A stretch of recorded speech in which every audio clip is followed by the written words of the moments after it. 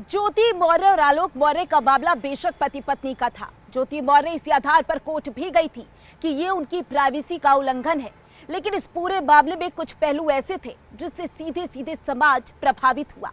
कई शादीशुदा महिलाओं के पतियों ने उनकी पढ़ाई छुड़वा दी क्योंकि उन्हें डर था कहीं उनका हाल ज्योति मौर्य की तरह ना हो। इस पूरे मामले की कहानी बेहद थी। फेसबुक वाला प्यार घर का हुआ बंटाधार। फेसबुक वाली दोस्ती की फांस इतनी गहरी हुई कि 7 फेरों वाला गठबंधन खुल गया। यूपी की एसडीएम मैम ज्योति मौर्य के मामले में ये खुलासा आलोक मौर्य ने किया था। ज्योति मौर्य को पढ़ा लिखा कर एसडीएम के पद पर पहुंचाने वाले उनके 4th ग्रेड कर्मचारी पति आलोक मौर्य मीडिया के सामने खून के आंसू रोने को मजबूर दिखे। समाज में तमाशा अलग बना। मामला कोर्ट में पहुंच गया। सरकार की जांच कमेटी ने जांच शुरू कर दी। आलोक के आरोपों के जवाब में ज्योति मौर्य ने संगीन इल्जाम लगाए थे। दहेज के लिए तंग करने का आरोप लगाया, झूठ बोलकर शादी करने का इल्जाम लगाया, आलोक से डाइवोर्स की अर्जी दाखिल कर दी, जिसमें अभी फैसला होना बाकी है। सुलह होगी दोनों में या नहीं, ये भी सवाल अहम है, क्योंकि आलोक मौर्य ने ज्योति के खिलाफ करप्शन के जो आरोप लगाए थे वो रहस्यमय तरीके से वापस लिए और ज्योति को सरकारी जांच से मुक्ति मिल गई। तो एक आसार ये भी है कि मियां बीवी में पैचअप हो गया है। इससे पहले आलोक मौर्य और ज्योति मौर्य का मामला यूपी से लेकर बिहार तक घर घर में चर्चा का विषय बन गया था।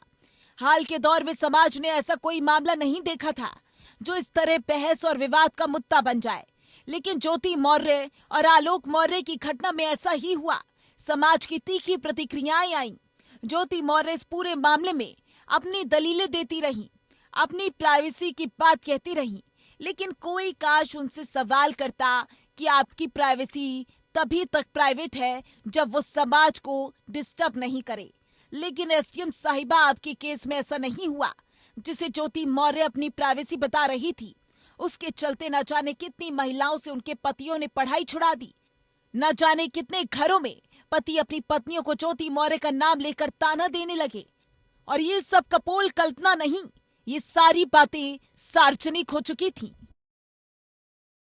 बिहार के जाने माने पटना के यूट्यूबर खान सर, जिनका जादू देश के लाखों छात्रों पर सिर चढ़कर बोलता है, उन्होंने खुलासा किया था कि उनके इंस्टीट्यूट से 90 से ज्यादा महिलाओं से उनके पतियों ने पढ़ाई छुड़वा दी। इन पतियों को ये डर सताने लगा था कि कहीं सब आगे चलकर ज्योति मौर्य न बन जाएं। हमारे यहाँ से बीपीएससी बैच में लगभग 93 के आसपास के हस्बैंड आए, सब लेके चल गए एडमिशन। 93 बीपीएससी बैच से 93 लड़कियों के हस्बैंड लेके चल गए सब। हम समझाए उस गलत बात है, ये ऐसा नहीं होना चाहिए। आप बहुत गलत है। किसी की गलती की सजा किसी को कैसे दे सकते हैं? अच्छा, हम लोग कितना समझाएंगे किसी को? मैं एडमिशन जबरदस्ती बेचारा से वहां पे समझा के जितना को समझा सकता था आदमी समझाया, लेकिन बेचारा सब ये कितना गलत बात है। यहाँ पे एडमिशन कटवा के लेके चल गया सब। पति पत्नी और वो की इस कहानी में बाद में अलग अलग मीडिया रिपोर्ट्स में ज्योति मौर्य के कई बयान आए। मनीष दुबे से उन्हें दोस्ती का हक है, मनीष दुबे के साथ जिंदगी बिताने का हक है, उन्हें प्राइवेसी का हक है। इन तीनों बातों में कोई भी व्यक्ति इनकार नहीं कर सकता। ये किसी भी आजाद मुल्क में हर किसी का हक है। अकेले ज्योति मौर्य के हक का सवाल नहीं, लेकिन इसी के साथ कुछ सवाल जो आलोक मौर्य ने उठाए थे, जिन्हें आलोक ने रहस्यमय तरीके से वापस भी ले लिया, उनके जवाब सामने कभी नहीं आ सके और जांच भी खत्म हो गई। हालांकि इस पूरे मामले में कई सवाल भी उठा दिए। क्या इंसानियत के रास्ते पर चलने का मतलब धोखा खाना है? क्या शादी के बाद पत्नी को पढ़ाना लिखाना अपराध है? क्या पति का पत्नी के साथ रहने की उम्मीद करना बेईमानी है? इस बारे में हम कोई कमेंट नहीं करना चाहते। ये पति और पत्नी का आपसी मामला है और आपसी मामले में किसी तीसरे को बोलने का हक भी नहीं। लेकिन यहाँ मामला सिर्फ आपसी नहीं रह गया, बल्कि कई और सवाल हैं जो आलोक मौर्य के आरोपों के बाद सामने आए हैं। आलोक के हवाले से जो खबरें आई थी उनके मुताबिक साल 2020 से पहले सब ठीक था, लेकिन 2020 में होम गार्ड के कमांडेंट मनीष दुबे से ज्योति मौर्य के फेसबुक के जरिए दोस्ती हुई। इसी के बाद बिगड़ती चली गई और आलोक की घर गृहस्थी बिखरती चली गई। 2020 में ज्योति की जान पहचान गाजियाबाद में तैनात जिला कमांडेंट होम गार्ड से हुई। दोनों में बातचीत होने लगी। हमें लगा चलो अधिकारी है, बातचीत तो करनी ही पड़ती होगी, लेकिन 2022 में एक बार घर के मोबाइल में अपना फेसबुक लॉगिन करके ज्योति भूल गई। दोनों के बीच अश्लील चैट हुई थी। इसे देखकर मेरा माथा ठनका। विरोध किया तो लड़ने झगड़ने और जेल भेजने की धमकी देने लगी। ये आलोक का वो आरोप था जो उन्होंने ज्योति मौर्य से संदिग्ध तरीके से सुलह होने से पहले लगाए थे।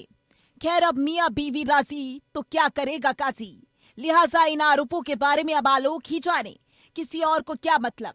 यहाँ ये भी बताना जरूरी है कि ये वही आलोक है जिसके हवाले से मीडिया रिपोर्ट्स में तमाम बातें सामने आई थी। आलोक का दावा था कि ज्योति मौर्य और मनीष दुबे को उसने 22 दिसंबर 2022 को होटल मैरियट लखनऊ में रंगे हाथ पकड़ लिया था। फिर सफाई देने लायक कुछ नहीं रहा।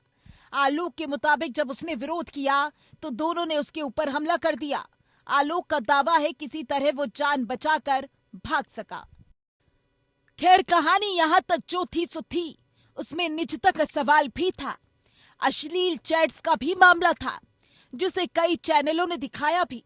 कॉल रिकॉर्डिंग भी सामने आई, लेकिन हमने पत्रकारीय उसूलों का निर्वहन करते हुए कभी ज्योति और आलोक के मामले में निजी डिटेल्स को खंगालने की कोशिश नहीं की। लेकिन पूरे मामले में अहम मोड़ तब आ गया जब ज्योति मौर्य फंसती दिख रही थी।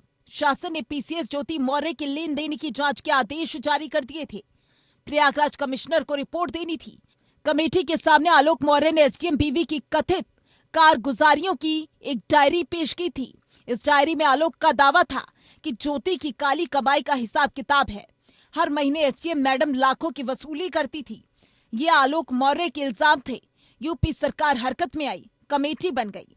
नियुक्ति विभाग ने पीसीएस अफसर ज्योति मौर्य के खिलाफ जांच के आदेश दिए थे। आलोक मौर्य ने अनियमित लेन देन संबंधी ज्योति के खिलाफ शिकायत की थी। प्रयागराज कमिश्नर विजय विश्वास पंत ने आदेश मिलते ही जांच कमेटी बनाती थी। प्रयागराज के एटीएम प्रशासन और एसीएम फर्स्ट को जांच कमेटी में रखा गया था। लेकिन बाद में आलोक ने जब ज्योति के खिलाफ आरोप वापस ले लिए तो फिर कमेटी के बने रहने का कोई मतलब नहीं था। लिहाजा कमेटी ने फाइल क्लोज कर दी और ज्योति मौर्य की फाइल क्लोज कर दी। इसके बाद भी ज्योति मौर्य और आलोक मौर्य के बीच का विवाद सोशल मीडिया पर जमकर ट्रेंड करता रहा। लोग तरह तरह के मीम्स और पोस्ट वायरल कर ज्योति को टारगेट कर रहे थे। फिलहाल ज्योति मौर्य बरेली में एक शुगर मिल की जीएम है। ये पूरा मामला पति पत्नी और वो का ही रहता, लेकिन नया मोड़ तब आ गया था जब 100 पेज की एक डायरी सामने आई। ये डायरी खुद ज्योति के पति आलोक ने मीडिया में सर्कुलेट की। आलोक का दावा था कि डायरी में ज्योति हर महीने वसूली से मिलने वाले रुपयों का लेखा जोखा लिखती। पंचायती राज विभाग में तैनात आलोक मौर्य ने जो डायरी दी थी उसमें हर पेज पर ऊपर और नीचे स्वास्तिक बना हुआ था। उस पर शुभ लाभ लिखा था। इसके बाद हर महीने कहां से और किस काम से कितना पैसा मिला इसका हिसाब किताब भी लिखा हुआ था। आलोक ने दावा किया है कि यह हैंडराइटिंग ज्योति की है। प्रशासन चाहे तो इसकी जांच भी करा सकता है, लेकिन बाद में आलोक खुद मुकर गया, आरोप वापस ले लिए और अपने ही आरोपों पर आलोक मौर्य ने चुप्पी साध ली। ज्योति कौशाम्बी के चायल तहसील में 2019 से 2021 के बीच तैनात थी। आलोक और ज्योति की शादी साल 2010 में हुई थी। शादी से 1 साल पहले 2009 में आलोक पंचायती राज विभाग में चतुर्थ श्रेणी कर्मचारी के रूप में बहाल हुआ था।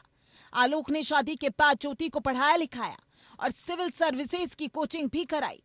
2015 में ज्योति का सिलेक्शन हो गया। लोक सेवा आयोग से महिलाओं में ज्योति की 3री रैंक और ऑल ओवर 16वीं रैंक थी। परिवार में सभी लोग बहुत खुश थे। 2015 में जुड़वा बच्चियां हुई।